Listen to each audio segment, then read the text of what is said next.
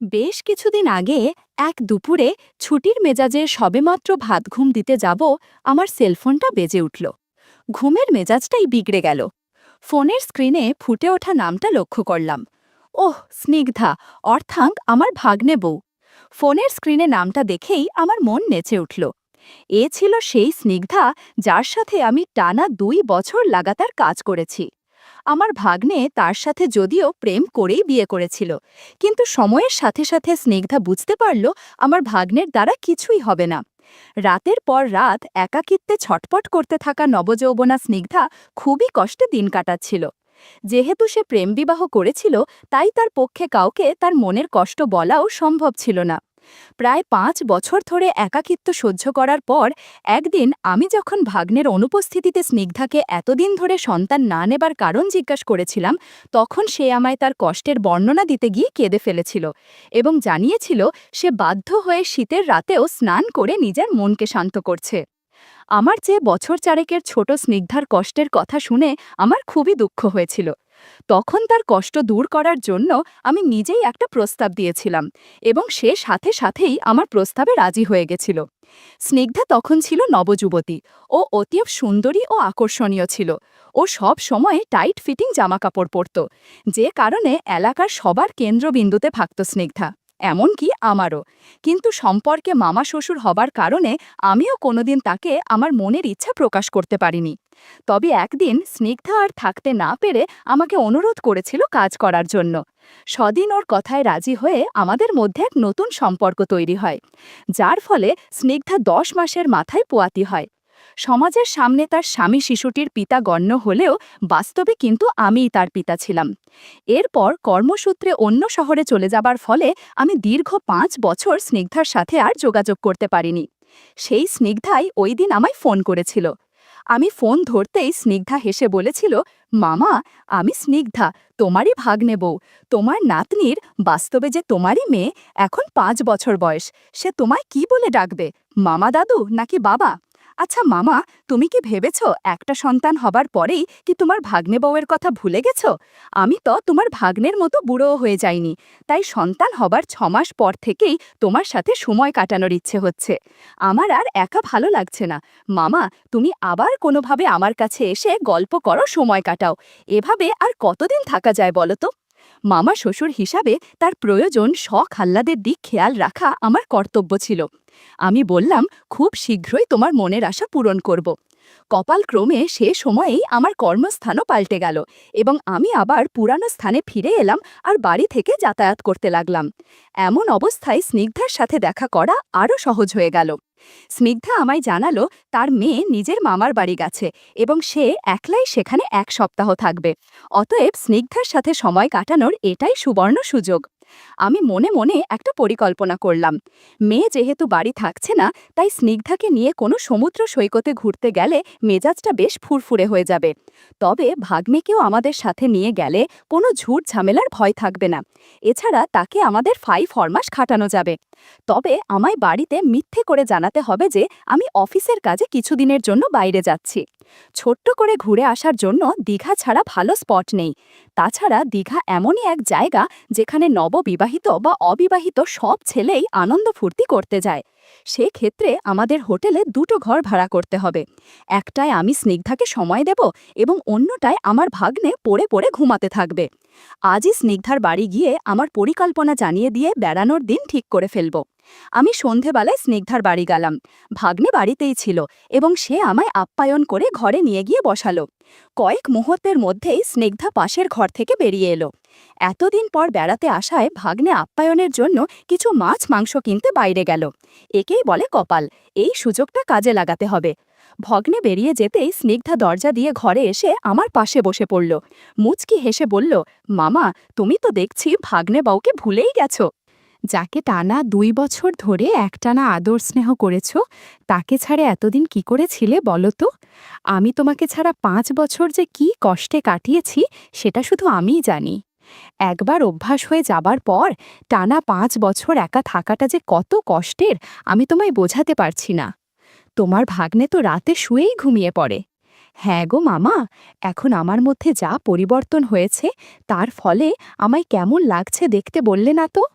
আমি গাছের জাম্বুরা হাতে নিয়ে বললাম, স্নিগ্ধা, সন্তান হবার পর তোমার মধ্যে আমূল পরিবর্তন হয়ে গেছে গো। আগের থেকে একটু বেশি সুন্দরী হয়ে গেছো। আর কথা না বাড়িয়ে গল্প শুরু করলাম। স্নিগ্ধাকে আশীর্বাদ করলাম। গত 5 বছরে অনেক প্রসাদ জমেছিল মনে, সবটাই ওকে দিয়ে দিলাম। 5 বছর বাদে আবার নতুন করে মামা শ্বশুর এবং ভাগ্নে বউয়ের সাক্ষাৎ সুন্দরভাবে অনুষ্ঠিত হলো। দীর্ঘ সময়ের পর সাক্ষাতের ফলে আমরা দুজনেই খুব খুশি হয়েছিলাম। কিছুক্ষণ গল্প করার পর একটু বিশ্রাম করছিলাম। সেই সময় স্নিগ্ধা আদর বলল, মামা, আমরা দুজনে কোথাও ঘুরতে গেলাম না? তোমার ভাগ্নের কথা না হয় ছেড়েই দিলাম, কিন্তু তুমিও তো আমাকে নিয়ে কোথাও ঘুরতে যেতে পারো। চলো না মামা, আমরা দুজনে কোথাও ঘুরে আসি, যেখানে শুধু তুমি আর আমি থাকব, আর কেউ থাকবে না। আমি হেসে বললাম, সোনা, তুমি তো আমার মুখের কথাটাই কেড়ে নিলে। আমিও তো তোমায় সেই প্রস্তাবই দিতে চেয়েছিলাম। তবে তোমার বর তোমায় আমার সাথে ছাড়তে রাজি হবে কি? স্নিগ্ধা মুখ ভেজিয়ে বলল, সে আবার রাজি হবে না মানে? যার নিজের ক্ষমতা নেই তার আবার রাজি হওয়ায় বা না হওয়ায় কি আছে? তাই মামা, তুমি নিশ্চিন্ত থাকো, তোমার সাথে ঘুরতে গেলে সে কোনো আপত্তি করবে না।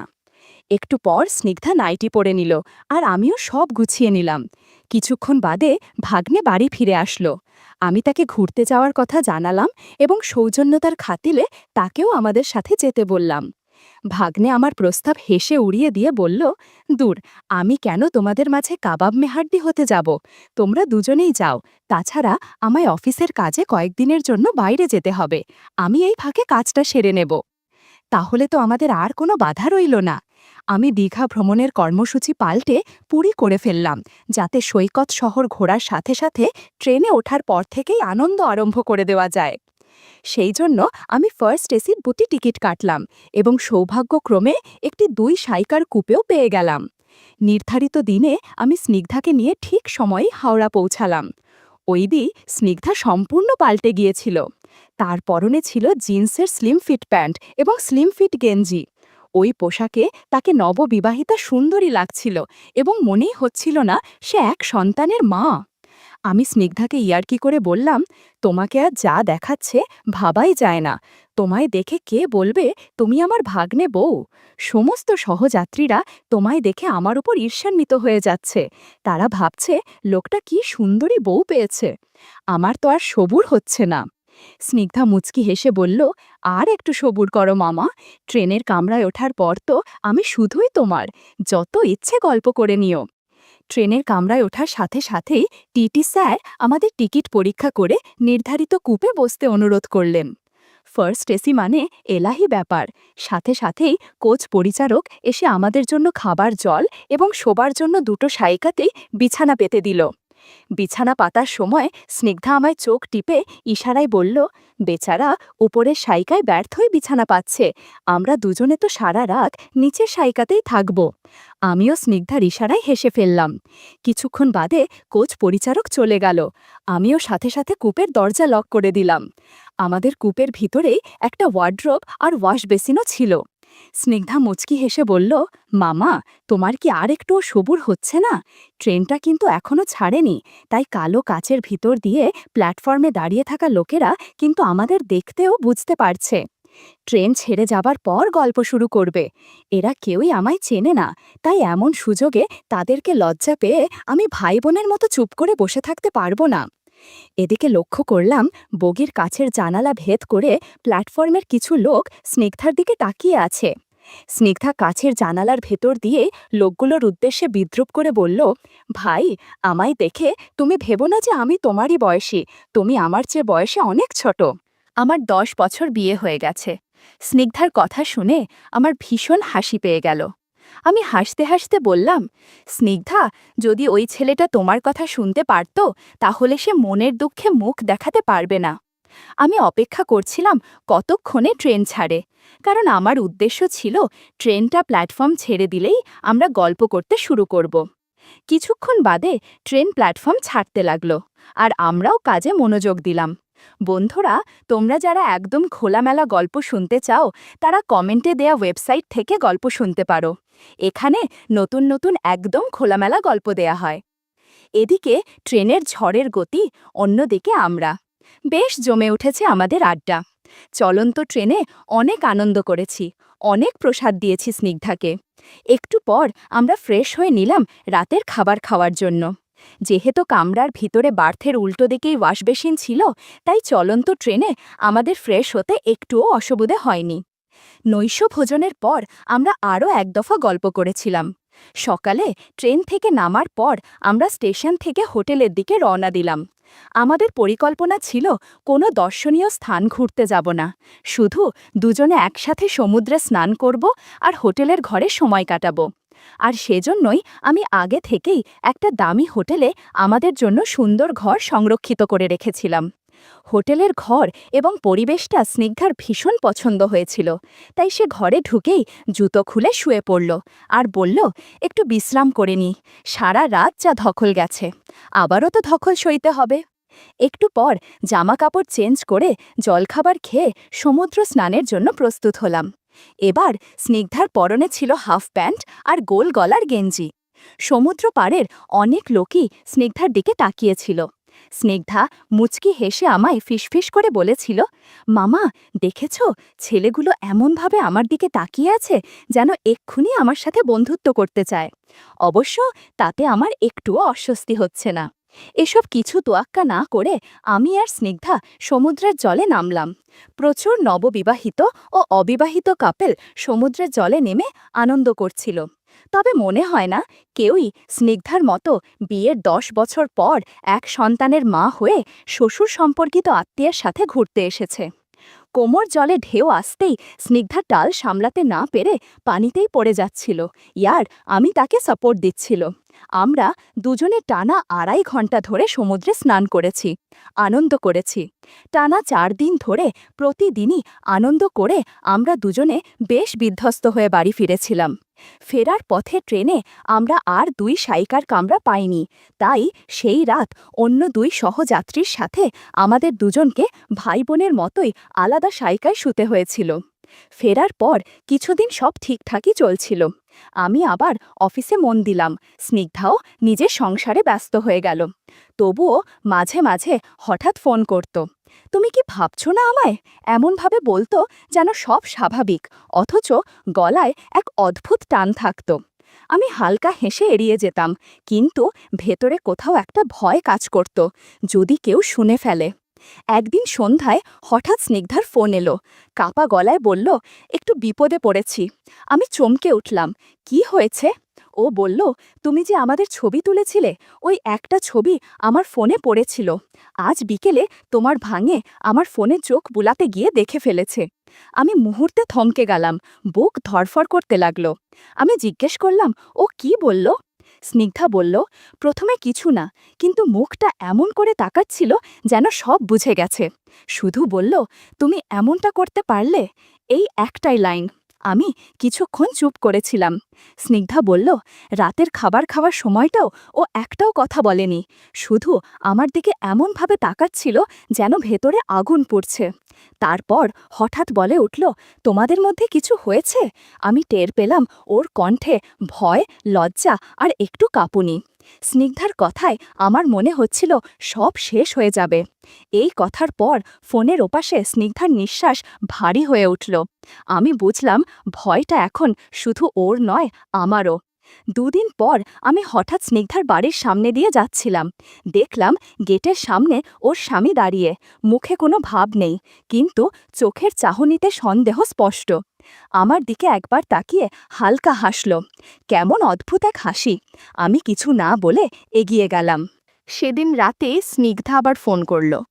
মামা, ও এখন প্রায়ই আমার ফোন দেখে, কথা কম বলে, কিন্তু আচরণে বুঝি কিছু একটা করার প্ল্যান করছে। আমি ভীষণ ভয় পাচ্ছি।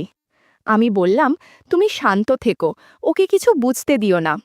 স্নিগ্ধা বলল, কিন্তু আমি কেমন যেন পাগল হয়ে যাচ্ছি।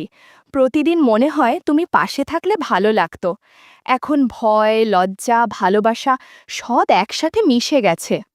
আমি চুপ করেছিলাম। ফোনের ওপাশ থেকে শুধু ওর নিঃশ্বাসের আওয়াজ আসছিল। হঠাৎ ফোন কেটে গেল। রাতটা ঘুমাতে পারিনি। মনে হচ্ছিল যেটা একসময় আনন্দ ছিল, এখন সেটা এক অদ্ভুত আগুনে পরিণত হয়েছে। পরের সকালে ফোন করলাম, স্নিগ্ধা রিসিভ করল না। দুপুরে আবার চেষ্টা করলাম, ফোন বন্ধ। আমার বুকের ভেতর তখন অস্থিরতা জমে উঠেছে। সেই সন্ধ্যায় হঠাৎ একটা মেসেজ এলো, ও এখন সব জানে, কিছুদিনের জন্য যোগাযোগ করো না।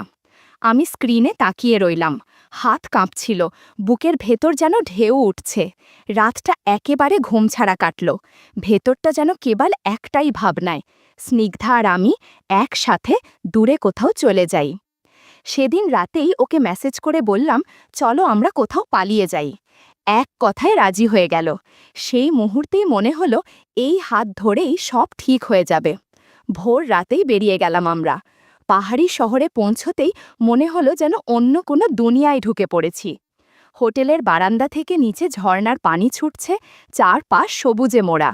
আমরা দুজনে একসাথে হেসে উঠলাম। কোনো দায়িত্বের ছাপ নেই, কোনো চোখ রাখার ভয় নেই। রাত যখন আসে আমরা বারান্দায় বসে একে অপরের দিকে তাকাই। ওর চোখে সেই পুরনো উচ্ছ্বাস, আর চোখে চোখে মজা। আমি হেসে বলি, দেখছিস, পালানোটা আমাদের জীবনের সবচেয়ে বড় ফ্রিতে আনা আনন্দ। স্নিগ্ধা হেসে তাত চাপা দিয়ে বলল, হ্যাঁ, আর তুমি পাশে থাকলে সব ঠিক থাকে। এভাবে আমরা কাটাচ্ছি দিনগুলো। হাসি, চা, হালকা শপিং আর ছোট ছোট চমক, সবই যেন নতুন, সবই যেন আনন্দের ছোঁয়া। এখানে কেউ বিচার করে না, কেউ জিজ্ঞেস করে না, শুধু আমরা দুজন আর আমাদের মিষ্টি রঙিন ছোট শহর।